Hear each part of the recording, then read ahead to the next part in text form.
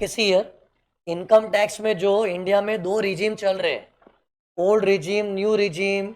उस कारण से क्या बच्चे जो डीटी का प्रिपरेशन कर रहे हैं उन लोग को अक्सर कंफ्यूजन रहता है कि ओल्ड में क्या है, न्यू में क्या है। तो कंफ्यूजन का क्लैरिटी देने के लिए एक अच्छा डिस्टिंक्शन है। ट्रस्ट में ये डिस्टिंक्शन अच्छी तरह दिमाग में छाप लिया ना, ओल्ड न्यू रिजीम का पूरा क्लैरिटी रहेगा।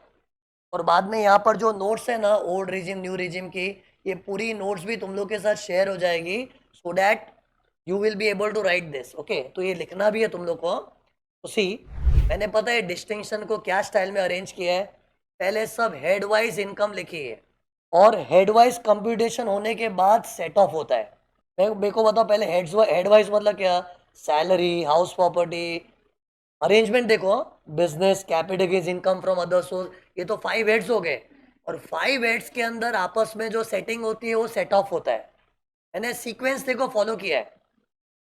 सेट ऑफ कैरी फॉरवर्ड में ओल्ड न्यू रिजिम का डिफरेंस क्या है, फिर 5 हेड्स का कैलकुलेशन होने के बाद चैप्टर 6 से 10 डबल ए आता है, वो पॉइंट का डिस्टिंक्शन है। फिर उसके बाद क्या आता है, अरे पूरा कैलकुलेशन होने के बाद स्लैब रेट से टैक्स निकालते हैं, सरचार्ज आता है, रीबेट आता है। तो ये सारे पॉइंट्स का मैंने डिस्टिंक्शन बनाया। ओके, तो see here one by one. सबसे पहले सुनो, क्वेश्चन में मालूम कैसे पड़ेगा ओल्ड रिजिम है कि न्यू रिजिम है? क्वेश्चन में लिखा हुआ ही आएगा, लिखना ही पड़ेगा। क्या लिखेंगे मालूम है? न्यू रिजिम 1 है तो न्यू रिजिम बोलेंगे, या सेक्शन 115 बीएससी बोलेंगे, या फिर डिफॉल्ट रिजिम बोलेंगे। इनमें से कुछ भी दिया मतलब वो न्यू रिजिम है। आइदर डिफॉल्ट रिजिम आ जाएगा, न्यू रिजिम, या सेक्शन 115 बीएससी। ओल्ड रिजिम का कैसे मालूम पड़ेगा? ओल्ड रिजिम बोलेंगे या फिर ऑप्शनल रिजिम। ये बहुत इंपॉर्टेंट है। क्वेश्चन में ऐसा आता है ना, बच्चों का दिमाग ही नहीं चलता। क्वेश्चन ने बोला calculate the tax as per optional tax regime, as per optional tax regime. तो समझ जाना चाहिए ओल्ड रिजिम है। इसको ऑप्शनल क्यों बोलते हैं मालूम है? कि गवर्नमेंट ने बाय डिफॉल्ट सब पे न्यू रिजिम थोप दिया है। ओल्ड अगर चाहिए तो तेरे को ऑप्शन में मिलेगा। तो ऑप्शनल रिजिम बोले मतलब वो ओल्ड रिजिम होता है। ओके, तो ये सब में वर्डिंग्स देके पहचानने आना चाहिए। अब देखो head wise, income from salary में जो भी अलाउंसेस के एग्जेम्पशन है, जैसे कि एग्जेम्पशन अंडर सेक्शन 1013 है एचआरए का, फिर 1014 में there are certain allowances exam like travelling allowance, conveyance allowance, uniform allowance हो गया, ट्राइबल एरिया अलाउंस हो गया। ये सारे अलाउंस ओल्ड रिजिम में तो एग्जेम्प्ट है, लेकिन न्यू रिजिम में खाली गिने चुने अलाउंसेस का एग्जेम्पशन मिलता है। ये देखो मैंने इधर क्या किया है, इधर टिक किया मतलब सब अलाउंसेस का एग्जेम्पशन मिलेगा। लेकिन इधर देखो क्या लिखा है, खाली टीसी डीसी वाले अलाउंस का एग्जेम्पशन मिलेगा। What do you mean by TC DC? Travelling allowance, conveyance allowance, daily allowance और commutation allowance for handicap employees, 3200 per month का जो एग्जेम्पशन होता है वो मिलेगा। और ये 4 अलाउंस के अलावा सारे अलाउंस टैक्सेबल न्यू रिजीम में। मतलब न्यू रिजीम में ऐसा नहीं बोले अलाउंसेस का एग्जेम्पशन नहीं है, लेकिन 4 ही अलाउंस है, T C D C, travelling, conveyance, daily और क्या था, commutation allowance for handicap people. Okay, इसका अमाउंट क्या था, 3200 पर मंथ। फिर लीव ट्रैवल कंसेशन का एग्जेम्पशन होता है अंडर सेक्शन 10(5). ये ओल्ड रिजिम में मिलता है लेकिन न्यू रिजिम में नहीं मिलता, क्रॉस किया मतलब नहीं मिलेगा। फिर फ्री लंच का एग्जेम्पशन होता है, एक थाली 50 वाली, 50 रुपीज पर मील का जो एग्जेम्पशन होता है परक्यूजिट्स में, वो न्यू ओल्ड रिजिम में तो है, न्यू रिजिम में फ्री लंच का एग्जेम्पशन नहीं है। मतलब न्यू रिजिम के सम में अगर फ्री लंच का आया तो it is fully taxable, free lunch in office canteen. हाँ एग्जाम भी होता है तो 50 रुपया पर मील है, बट वो तो ओल्ड रिजिम में ना, न्यू रिजिम में तो एग्जेम्पशन ही नहीं है। फिर अगला point standard deduction, old regime में 50,000 है, न्यू रिजिम में 75,000 है। फिर एंटरटेनमेंट अलाउंस और प्रोफेशन टैक्स का जो डिडक्शन है न्यू ओल्ड रिजिम में मिलता है, न्यू रिजिम में नहीं मिलता है। ये पता है तीनों को क्या बोलते हैं, डिडक्शन अंडर सेक्शन 16।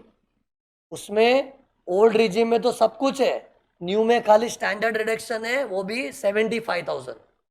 फिर नेक्स्ट मैं हेड वाइज जा रहा हूँ। अगला head income from house property, सुनते सुनते याद करते जाओ। हाउस प्रॉपर्टी के हेड में सब एक सरी का है, ओल्ड न्यू में।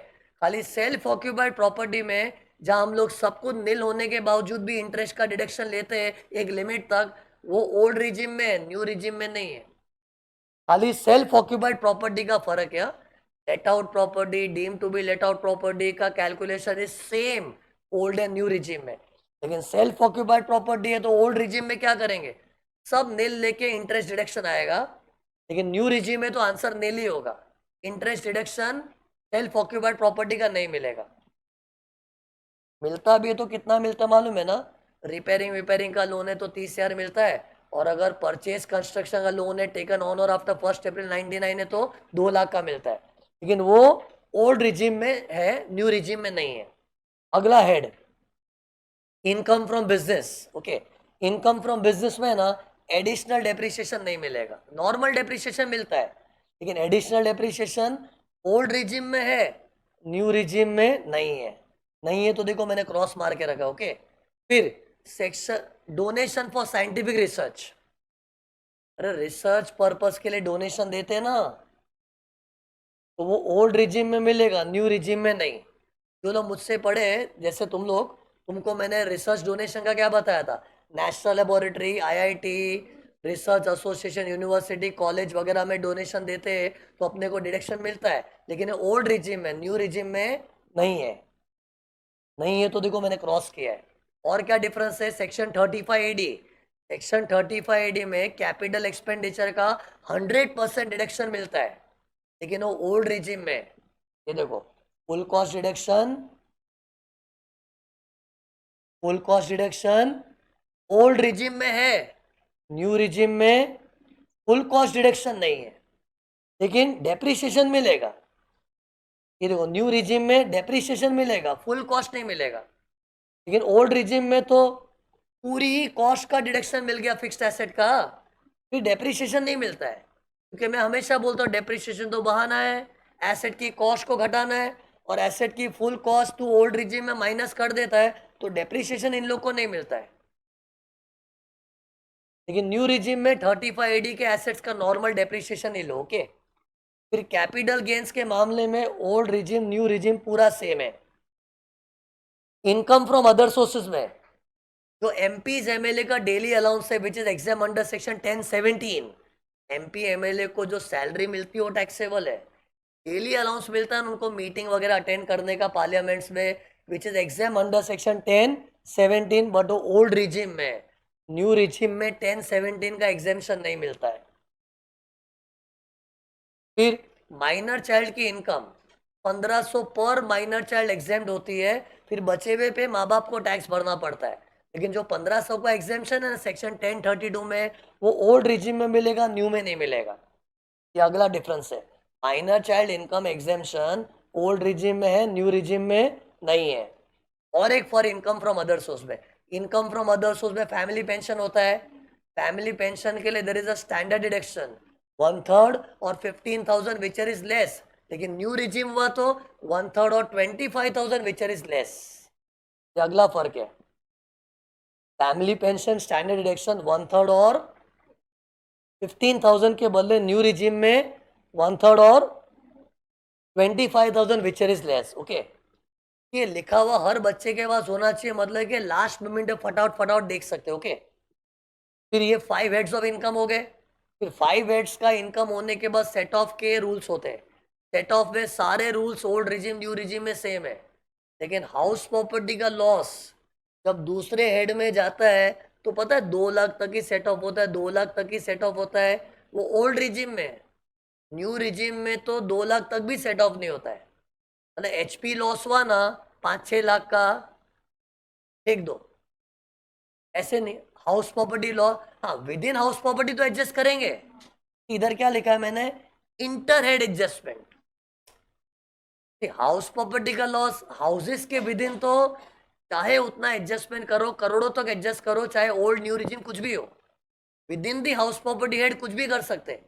लेकिन हाउस प्रॉपर्टी का हेड जब दूसरे हेड में मदद मांगता है, दूसरे हेड्स में, तो ओल्ड रिजिम में तो क्या 2 लाख तक तो मदद मिलती है, न्यू में तो वो भी नहीं है। ये देखो क्या लिखा है, इंटर हेड एडजस्टमेंट जो 2 लाख तक होता है वो ओल्ड में है लेकिन न्यू में नहीं है।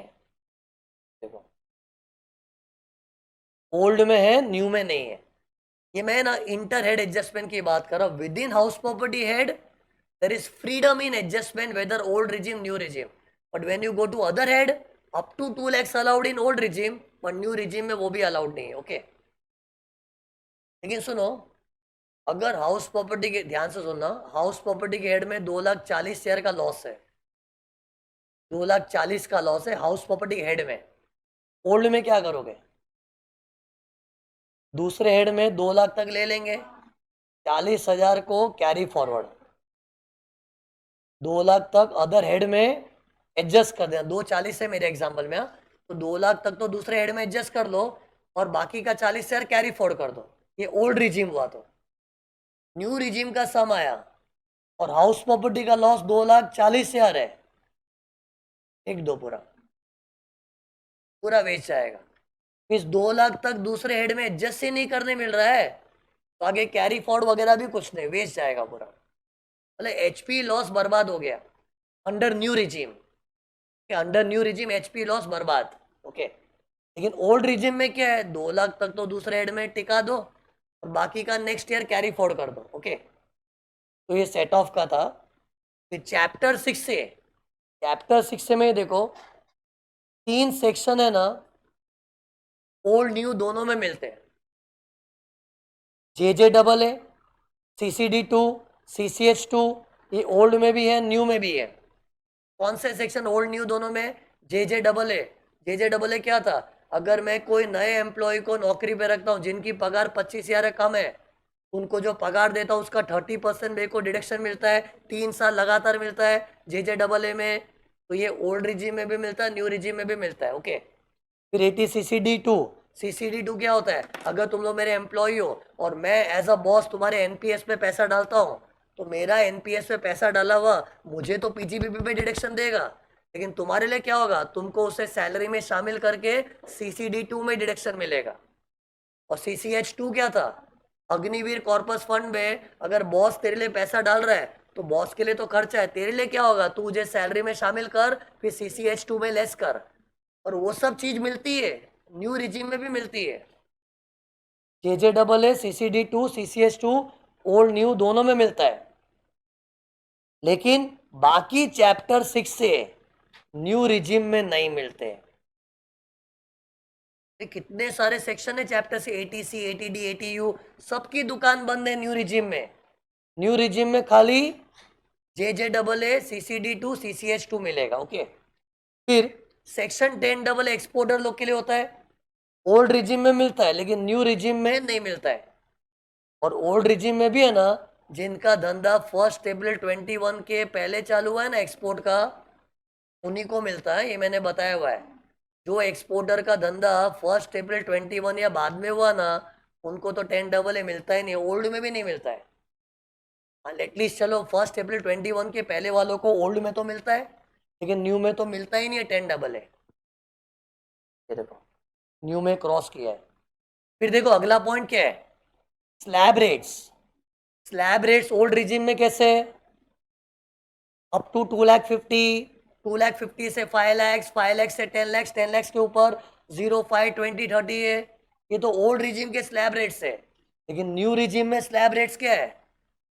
3 लाख तक 0%, 3 लाख से 7 लाख 5%, 7 लाख से 10 लाख 10%, 10 लाख से 12 लाख 15%, 12 लाख से 15 लाख 20%, फिर 15 लाख के ऊपर 30%। ओके, तो ये न्यू रिजिम के स्लैब रेट्स थोड़े टेढ़े मेढ़े अलग है। ओके, और ओल्ड रिजिम में ये स्लैब रेट है। फिर सुनो, ओल्ड रिजिम में ना सीनियर सिटीजन हुआ तो स्लैब रेट्स अलग है। ओल्ड रिजिम में सीनियर सिटीजन का स्लैब रेट्स अलग है। उसमें भी पता है 2 कैटेगरी थी, 60 years and above, 80 years and above. जो 60 साल वाले बुढ़े उनका स्लैब 3 लाख के हिसाब से चलता है, और जो 80 साल वाले बुढ़े उन लोगों का slab up to 5 lakh, 5 lakh से 10 लाख, 10 लाख के ऊपर 0, 20, 30। बट वो सीनियर सिटीजन के डिफरेंट स्लैब्स ओल्ड रिजिम में। न्यू रिजिम में देखो क्या लिखा है, कॉमन स्लैब रेट्स फॉर बुढ़े जवान सबके लिए कॉमन है। इधर सीनियर सिटीजन का अलग स्लैब रेट नहीं है। फिर अगला पॉइंट देखो, 37% वाला सरचार्ज ओल्ड रिजिम में है, पता है इनकम 5 करोड़ के ऊपर होती है तो 37% सरचार्ज लगता है, लेकिन वो न्यू रिजीम में 37% वाला सरचार्ज नहीं है। तो न्यू रिजीम में सरचार्ज क्या आएगा? अगर 50 लाख तक इनकम है तो 0%, 50 लाख से ऊपर गया तो 10%, 1 करोड़ के ऊपर गया तो 15%, और 2 करोड़ के ऊपर गया तो 25%, बस 37% नॉट एप्लीकेबल। फिर अगला डिस्टिंक्शन देखो, rebate under section 87A। Old regime में 12,500 का रिबेट मिलता है ना, लेकिन न्यू रिजिम में 25,000 का रिबेट मिलता है। ओल्ड रिजिम में क्राइटेरिया 5 लाख तक अगर तुम्हारी एनटीआई हुई ना कोई रिबेट मिलता है ना, लेकिन न्यू रिजिम में 7 लाख तक इनकम हुआ ना, 7 लाख तक, तो भी रिबेट मिलता है। अरे रिबेट का डिस्टिंक्शन है ये देखो, ओल्ड रिजिम में जिनकी इनकम 5 लाख तक है 12,500 की रिबेट, न्यू रिजिम में जिनकी इनकम 7 लाख तक है उनको 25,000 तक की रिबेट मिलती है। ओके, फिर अगला डिस्टिंक्शन देखो, न्यू रिजिम में मालूम है मार्जिनल रिबेट का भी कॉन्सेप्ट है। जो लोग मुझसे रेगुलर बैच में पढ़े उनको पता होगा कि न्यू रिजिम में मार्जिनल रिबेट भी होता है। ओके, खैर ये तो मैंने यूट्यूब में वीडियो डाला है, उधर भी मैंने सिखाया हुआ है कि मार्जिनल रिबेट का कॉन्सेप्ट होता है, बट ओल्ड रिजिम में there is nothing like marginal rebate. अभी कोई वीडियो देखने वाला सोच रहा है क्या होता है मार्जिनल रिबेट, तो मेरे यूट्यूब के वीडियोस में टैक्स कैलकुलेशन का वीडियो है, उधर दिया हुआ है। अभी तो मैं खाली इस वीडियो में डिस्टिंक्शन बिटवीन बता रहा हूँ ओल्ड और न्यू रिजिम का। ओके, फिर लास्ट डिस्टिंक्शन देखना क्या है, alternate minimum tax. Old regime में वो एप्लीकेबल होता है। पता है जिन लोगों को 10AA 35AD का डिडक्शन मिलता है तो उन लोग के लिए क्या है, नॉर्मल टैक्स या एएमटी दोनों में से जो हायर है भरना है, होता है ना 18.5% का एएमटी कॉन्सेप्ट है, वो ओल्ड रिजिम में एप्लीकेबल है, लेकिन न्यू रिजिम में एएमटी एप्लीकेबल नहीं है। क्योंकि वैसे भी एएमटी किसके लिए, 10AA 35AD क्लेम करने वालों को, वो तो न्यू रिजिम में वैसे भी नहीं मिलता, इसे न्यू रिजिम में एएमटी एप्लीकेबल नहीं है। ओके, तो ये सारे डिस्टिंक्शन के पॉइंट्स है between old regime and new regime. और ये जो मैंने अभी डिस्कस किया ना, इसका तुमको पीडीएफ का लिंक यूट्यूब के डिस्क्रिप्शन में मिल जाएगा। इसको अच्छी तरह से नीटली लिख लेना, चाहिए तो प्रिंट निकाल के अपने स्टडी टेबल पे चिटका के इसको याद कर लेना। Okay, all the best for exam. जो लोग Jan 26 में एग्जाम दे रहे ना, पूरी जान डाल के पढ़ाई करो, थोड़ा बहुत टाइम बचा है, पूरी जान डाल दो। Okay, all the best.